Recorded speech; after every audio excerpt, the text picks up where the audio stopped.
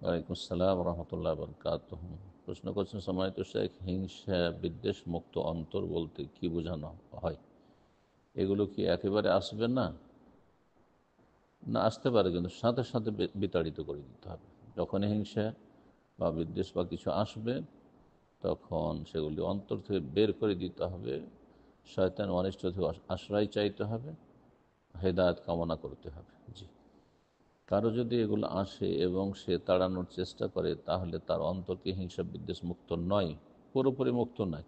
তাড়াতাড়ি যদি না বের করতে পারে, নফসে মুতমাইন্না, নফসে মুতমাইন্না তো নফসে লাওয়ামা, খারাপ কাজ বা কথা আসছে আর সেগুলি আবার তাড়ানোর চেষ্টা করছে, তাহলে নফসে লাওয়ামা। নফসে মুতমাইন্না হচ্ছে সবসময় ভালো কাজে নিজেকে নিয়োজিত রাখবে, মন্দ কথা কাজের দিয়ে মোটেই যাবে না। আর যদি যায়, সাথে সাথে ফিরে চলে আসবে দ্রুত।